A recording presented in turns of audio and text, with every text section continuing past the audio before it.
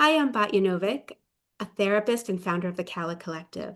At Cala Collective, we provide compassionate, specialized mental health support for people navigating the complex world of reproductive health. From fertility struggles to surrogacy, IVF, loss, pregnancy, and beyond. We know that every fertility journey is deeply personal, full of hope, heartbreak, resilience, and strength. And that's why we've launched this And that's why we've launched our storytelling series to honor the real voices and real experiences that often go unheard. In this series, we'll be sitting down with individuals and families who have walked these paths to share their truths, the emotional highs, the deep challenges, and the moments that changed everything. Our goal is to foster connection, reduce stigma, and remind everyone going through this, you're not alone. Today, I'm honored to be sitting down with Veronica Dumas, psychologist, therapist, and founder of Baypoint Counseling Center. And we're very honored to be hearing her story. Veronica, thanks for sitting with us.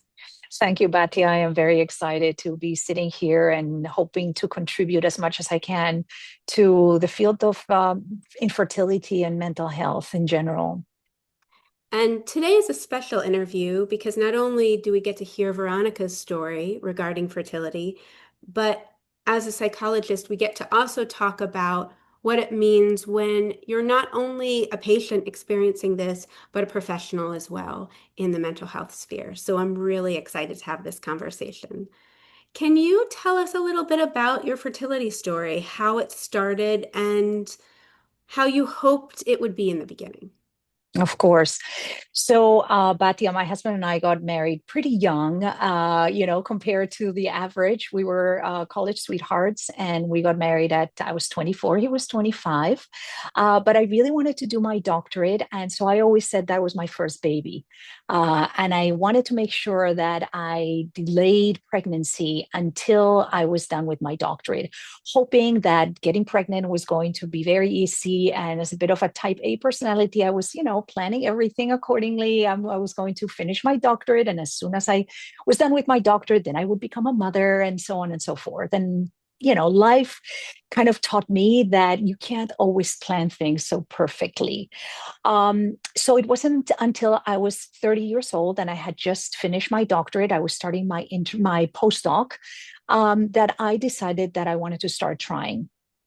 And of course, to my surprise, it didn't happen right away.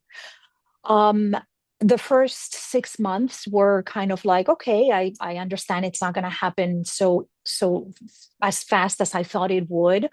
But then as time went along, I started really getting very concerned. And of course, there is the pressure around you're 30 years old, and everybody's like, okay, well, now you finish your doctorate degree. Now everybody around you is having babies. What's going on? Why don't you have children? So that's that societal pressure that is so difficult to handle when you're going through that period. So it took me 3 years to get pregnant. I spent the first year and a half just kind of trying alternative treatments. I didn't really want to go the more medical route. So I tried everything from whatever I found on the internet, and including, Chinese herbs, and those can be very helpful sometimes. But I remember drinking this horrible tasting tea that was promised to, make me super fertile. And of course, juggling all of the appointments while I was doing my postdoctoral work, and I was, a new psychologist and very busy. And how could I tell my new boss that I had to take all this time off to do all these doctor's visits? Eventually, there was also the demands, the fiscal demands, right? The monetary demands of fertility.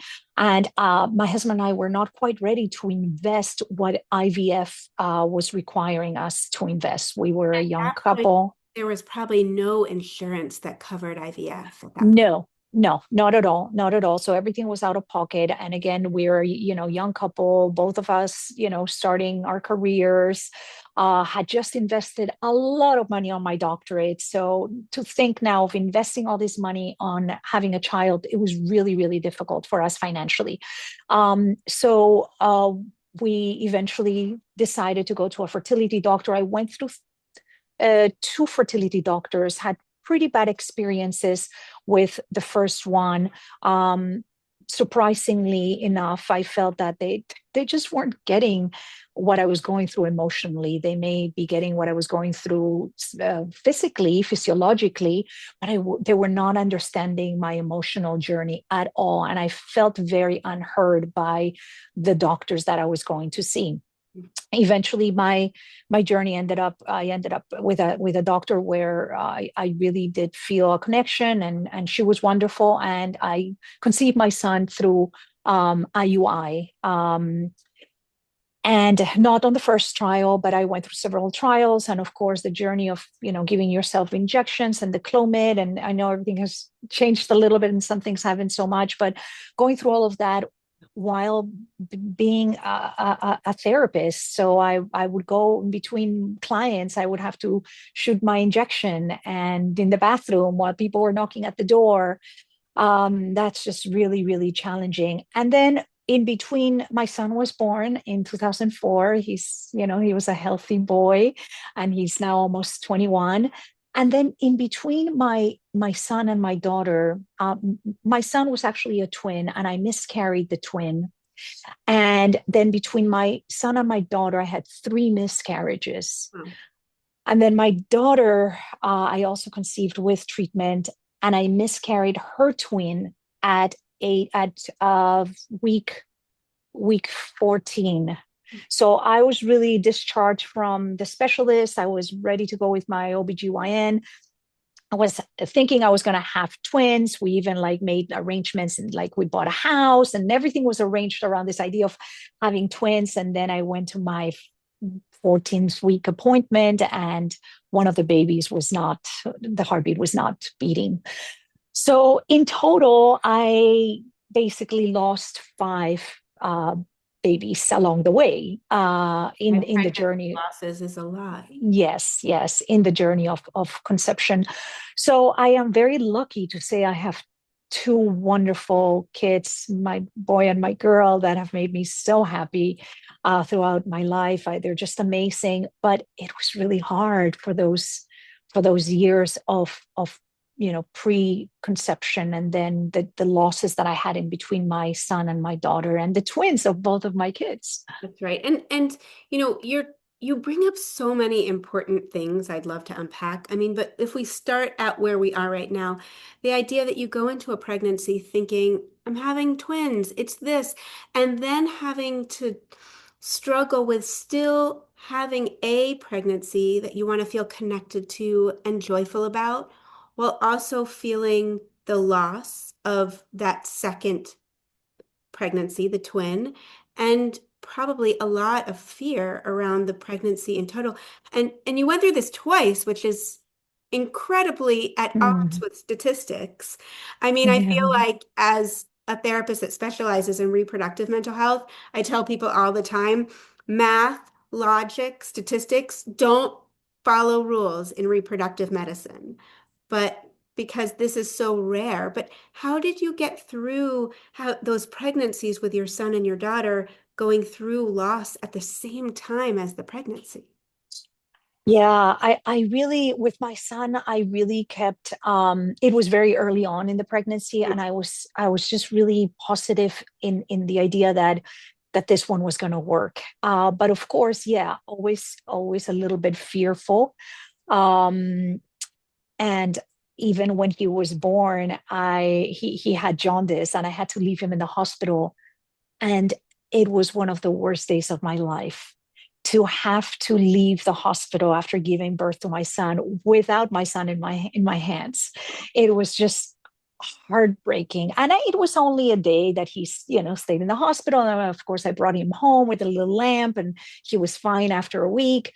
But yeah, the fear continued. Yeah. To a certain degree, I think the fear always continues. Well, I think when you become a mother, you're always Doesn't end. concerned, you're always afraid of something, of course, going wrong. But at the same time, I really try to stay in the joy of having him, and during those losses that I had with between my son and my daughter, I really tried to stay in the moment and stay present to the joy of the fact that when I had my son, I had my son, and hopefully I was going to have another baby. But if I didn't, okay, it would be enough even if I had one. But of course, I wanted two. Right. And the difference, it sounds like, with the pregnancy with your son and your daughter and the loss of the twin was losing a twin at 14 weeks when you were pregnant with your daughter. I always tell people a loss is a loss, whether it's 3 weeks or 6 weeks or 14 plus. But the difference at 14 weeks is you're really feeling secure. You're really kind of easing out of the, ugh, what if, into I'm in a second trimester now and I can start to breathe. And then this happens. Yeah, yeah, So, yeah. what was that like? How did you get through that pregnancy? It was really scary because of course I was discharged from the fertility specialist, and that to me was like a green light. Okay, I am discharged. This is a normal pregnancy from now on. I am referred to my regular OBGYN. So to go in there with my first appointment at my regular OBGYN and to hear that news was really difficult. Definitely, I feel like I almost don't remember a lot of it. I think I had a lot of PTSD from it because I have blocked a lot of it. Um, yeah, I think if it had happened with the first one, it would have been even more difficult because, of course, with the second one, I was distracted by this 2.5 rambunctious little boy that really kept me, not thinking about the sadness of the loss of my daughter's twin. But nevertheless, there was always the fear of, okay, is the next appointment the one that I'm going to hear that the baby I'm carrying is no longer viable? So there's always that fear, until, yeah, it's there. It's there. It's something you have to live with, and take a deep breath and hold the belly, and just be And it's really present. till you're holding your baby in your arms where you get that full, we got through to the other side. Even though I'm sure at 20, 24, 30, 36 weeks, things shifted, it never truly kind of feels safe and secure till there's a healthy baby at the end. I think to a certain degree, I almost feel like you're saying that, and I'm thinking it almost feels like it's still there to a certain degree. Like, my daughters, well, both of my kids are driving, and Yeah. they get on I-95 here, which is a nightmare. And I'm like, oh, I can't sleep until they're home, So the fear, in a way, is always there. I'm not sure if it would have been the same had I not gone through this fertility issues. Maybe, maybe not. Yeah. Um, you just have that connection, and you just want to make sure that your babies are safe even if they're no longer babies. There's a fear when you're pregnant, there's a fear when they're born, and then there's like 1,000 fears throughout their developmental milestones, from like Exactly. eating solids to driving. Oh my, which I'm not there Exactly. yet. I can't, I'm not ready Yeah. for that fear yet. Oh yeah, yeah, yeah. I have an older sister, and she has older kids, and she always says, the bigger the kid, the bigger the problem. Yeah. That's been proving true. Um, you at the beginning, you talked about something that I think is so important, and it was the idea that as women, we're so many things. And you talked about pursuing your doctorate and really wanting to prioritize that. And I think as I work with so many women who are going through fertility struggles, but also valuing their career, pursuing next levels with their education, that we have to be more than one thing at the same time. And sometimes that means making choices as to when we start, when we explore things. But, what are your thoughts now, kind of sitting in the seat you're in as a doctorate and as a doctor and having your doctorate and you're being a working therapist? How do you look back at that self in the beginning and look at how you kind of divided yourself into different parts and as a woman when she Yeah. or trying to pursue pregnant family build, trying to pursue family building and also a career that you value so much? It's so difficult. It's really having two jobs. And then once you have the kids, it's really having two jobs. But that decision in itself, it's hard. I always think, what is my recommendation for my daughter, who is 17? If I would have to say something, I would definitely say try to start a little earlier because you just never know. And of course, our bodies are more meant to get pregnant younger than starting at 30. But that's not always feasible. People, sometimes people don't have a partner, they don't find the right partner until later in life, or people make choices like what I did. They decide to pursue a career, Yeah. and it's tough because I also see women that are doing, that decided to have children before finishing their career, and either they didn't finish it and then they regret not finishing that career, or they were just completely overwhelmed and couldn't be fully present for their children because they were going to school and working and having babies and doing it all. So it's really, really difficult. I think if I have to answer that in one sentence, maybe thinking about it a little bit more when you're younger, and kind of thinking, what do I really, really, really want? I didn't think about it so much. Or I thought about it in the way that I thought everything is going to work out perfectly in the way that I wanted to work out. And obviously it doesn't always work out like that. I thought this type of things are not things that you can plan as much as other things in life. Right. We don't always have full control, which is sometimes this is the first time in our lives we really grapple with the realization, I really can't control this fully. Yeah, yeah. And at the same time, I look back and I'm so glad that I did my doctorate, Yeah. right? I don't know that I would go back and say, no, I wouldn't do a doctorate Yeah. Right. and would have had, kids at 26. I don't know. I wasn't ready. I certainly That's right. wasn't ready. I think my husband and I were definitely more ready to have kids at, I was 33, he was 34. And emotionally, we were both, financially, we were more ready at that age. Um, but we didn't expect to encounter this infertility journey. Right. Yeah. I mean, that resonates for me, but it resonates for so many women I work with who, really feel that in their 20s, even if they're partnered, it's not when they want to pursue being parents or feel ready. I certainly think my husband and I never felt ready in our 20s, didn't pursue it in our 20s because we felt like, no, no, no, no. We were focusing on our professional life and our personal lives as young adults, and we felt like this is something for our 30s. Yeah. Even though biologically, to your point, you're really primed and ready physically from a fertility aspect in your 20s.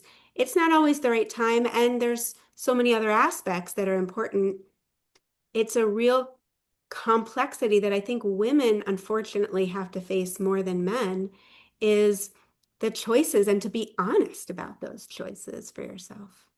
And and I think it's a lot harder to do it in reverse, right? To say, well, okay, I'm gonna have children young and then I'll focus on career, because society doesn't really, it's not very fair with us when it comes to that. The train's left, and it's really difficult to get back on that train at you know 40 years old, when you're like, okay, now I've raised my kids, now I can really focus on my career. Well, it's really hard. Sometimes you can reinvent yourself. Certainly, I see a lot of people doing that, but it is harder to do that later on in life. So it's normal that we would want, as women, to focus to focus on our career and other things in our 20s, other than having children. Yeah. As you look at your story and think about couples and individuals today, what do you think are some important pieces that you either wish you had resources or supports or were thinking about, or kind of as a therapist yourself, guiding individuals and couples through who might be experiencing fertility now, struggle, might be experiencing fertility struggles now? Mhm. I remember I couldn't really find a support group. I really wanted a support group. And I wanted a couples support group because I wanted my husband to come with me and to understand what it was like and see other couples going through it. Um, and it wasn't available. The groups that were there were either very far, just inconvenient, other times, or it was, I mean, I've been working all day, I've been going to my treatments, and now I have to find time to go to a support group. And just there was no energy left. Yeah. Um, so that, maybe more support groups with more flexibility. Um, I wish that's one thing I wish there would have been.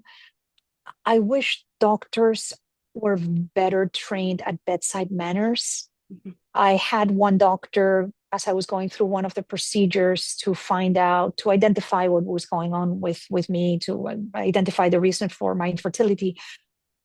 It was a very painful procedure. And he said to me, well, if you think this is painful, you're not ready for giving birth. Oh my God. Yes, that's what this doctor said to me. Of course, I left that office, in pain and in emotional and in physical pain. It was horrendous. And of course, this was supposed to be the eminence that was going to make me pregnant. So how could I stop going to this person who was God and was going to, make me conceive? Right. So I wish doctors were better trained at bedside manners and really understanding what the emotional aspect of infertility. And I think how wise of you at a younger age, at 30, to also listen when you went to a doctor, you're like, this doesn't feel like the right fit. And you found your right doctor at a certain point.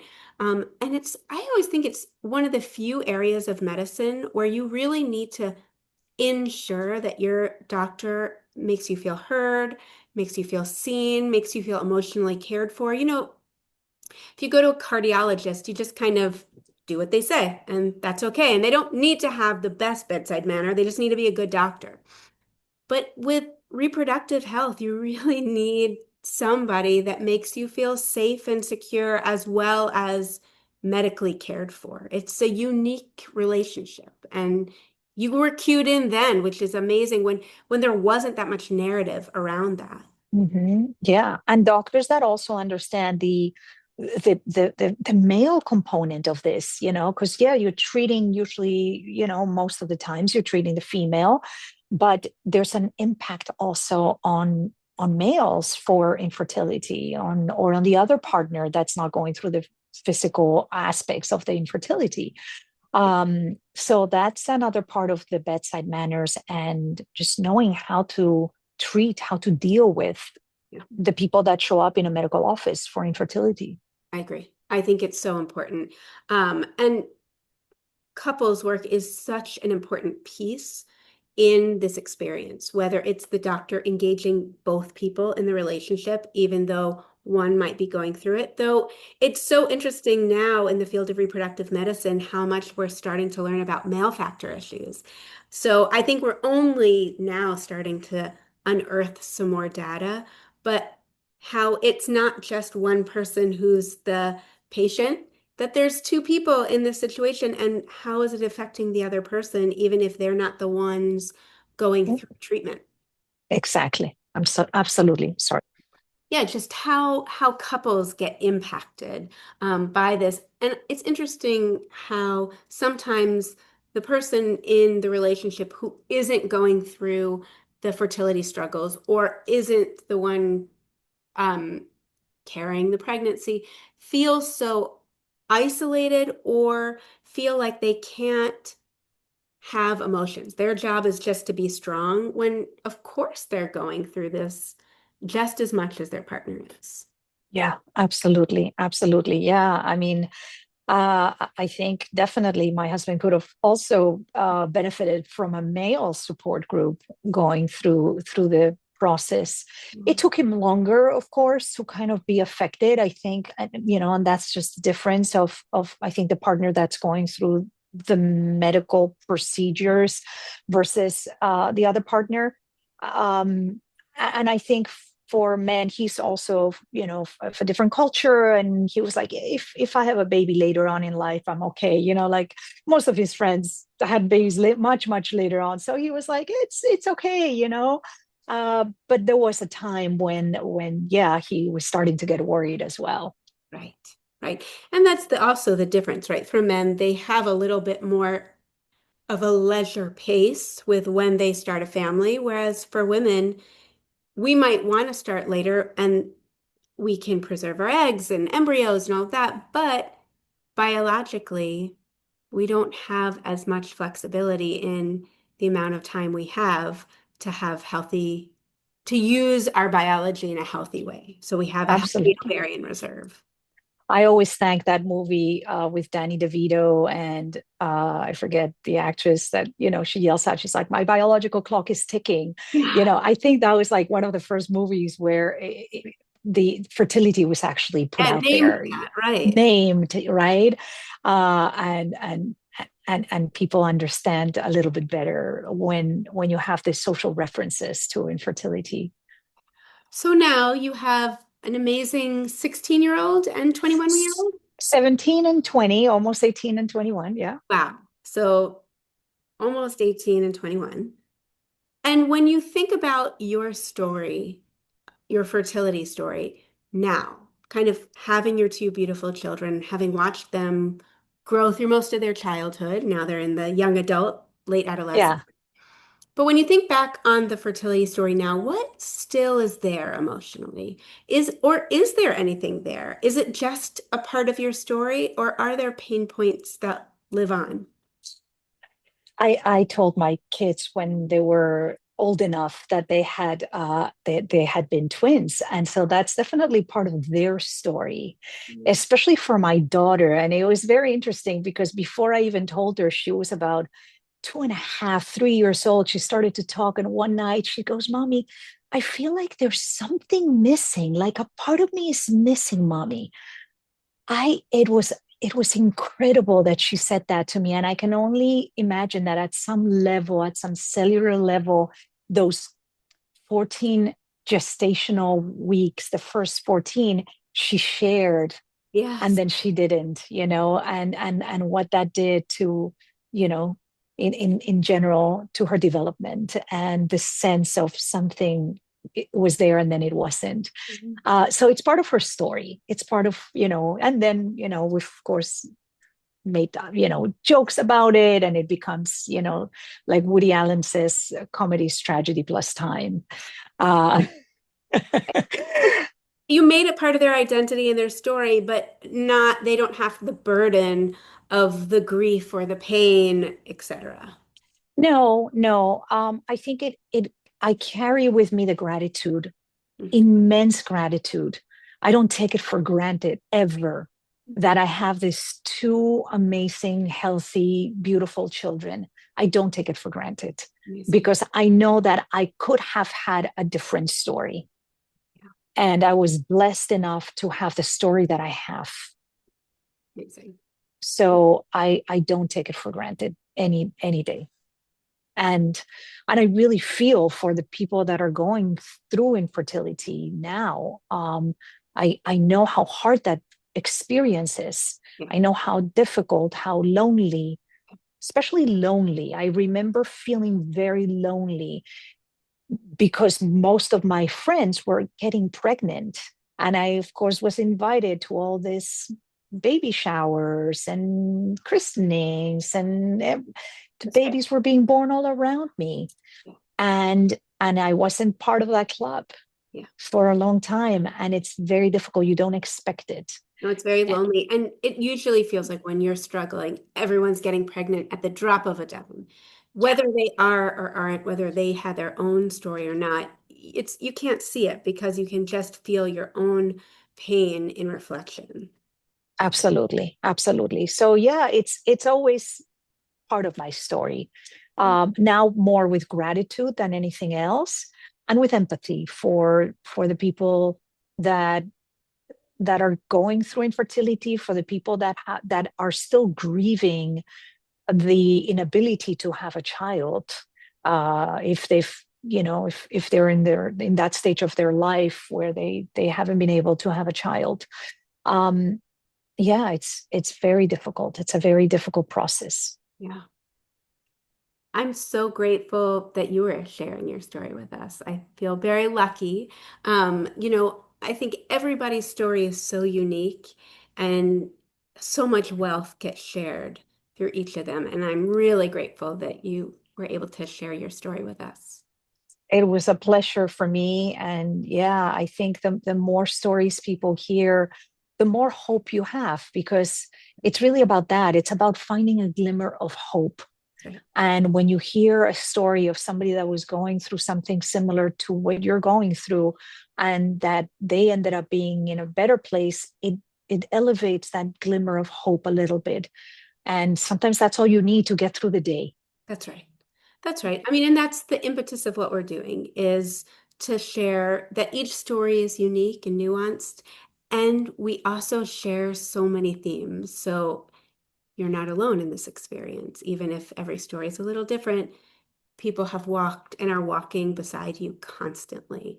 And so many more groups are being offered now to kind of also foster that ability to feel connected to people who are going through these shared experiences. Yeah.